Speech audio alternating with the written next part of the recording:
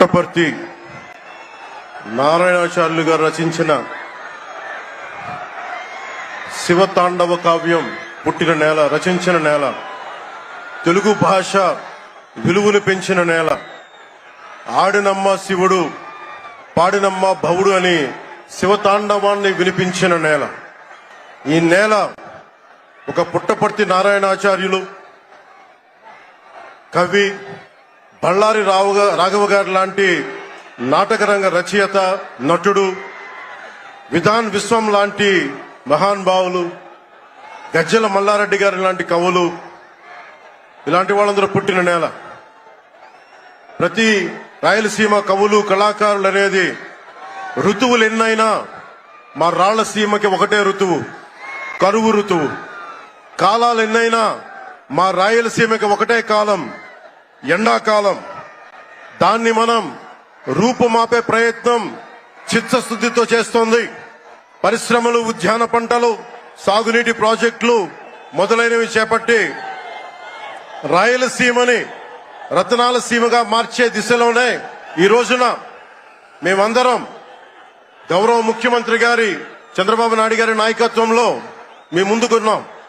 ఈ సూపర్ 6 కార్యక్రమం ఇన్ని వేల కోట్లు ఆర్థిక ఇబ్బందుల నుండి వీటన్నిటినీ ముందుకు తీసుకురాగలుగుతున్నామంటే మీ భవిష్యత్తు కోసం, యువత భవిష్యత్తు కోసం, మహిళల భవిష్యత్తు కోసం, ప్రతి ఆంధ్రప్రదేశ్ లో ఉన్న ప్రతి ఒక్కరూ బాగుండాలి, మీరు ఆనందంగా ఉండాలి.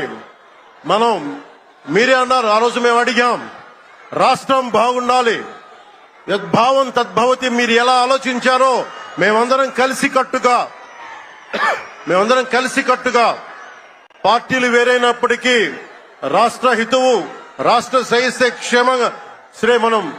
శ్రేయస్సును దృష్టిలో పెట్టుకొని ఈ రోజున మీ ముందుకొచ్చి ఇంత ఘన విజయంగా, ఇంత దిగ్విజయంతో ఈ సూపర్ 6 కార్యక్రమాన్ని మీ ముందుకు తీసుకొచ్చాం. దీని సూపర్ 6 కార్యక్రమానికి సంబంధించి భవిష్యత్తు రాయలసీమ వెనుకబాటుతనం గురించి, దానికి నీటి సౌకర్యాల గురించి, పారిశ్రామిక గురించి గౌరవ ముఖ్యమంత్రి గారు మాట్లాడతారు. నేను మీ చెప్పదలుచుకున్నది ఒకటి, ఆరోగ్య బీమా పథకం సాకారం కాబోతుంది. ఒక్కొక్క పథకం ద్వారా ఒక కుటుంబానికి 25 లక్షల ఆరోగ్య బీమా వర్తిస్తుంది. అలాగే పర్యాటక రంగంలో కూడా మనకి దాదాపు 10,000 పైచులకు పెట్టుబడులు ఆకర్షిస్తున్నాం. అలాగే పంచాయతీ రాజ్ శాఖలో కూడా పల్లె పండుగ ద్వారా 13,300 గ్రామ పంచాయతీలని గ్రామ సభ నిర్వహించి రికార్డు చేసి 2,007 కిలోమీటర్ల బీటీ రోడ్లు, 4,000 కిలోమీటర్ల సిసి రోడ్లు చేయగలిగాం. 1,55,000 నీటి కుంటలు నిర్మించి 1 టీఎంసీ నీటిని వర్షాకాలం నిల్వ చేయగలిగాం. అలాగే మూగజీవాల దాహార్తి తీర్చేందుకు 15,000కు పైగా నీటి తొట్లు నిర్మించాం. 22,518 మినీ గోకులాలు చేశాం.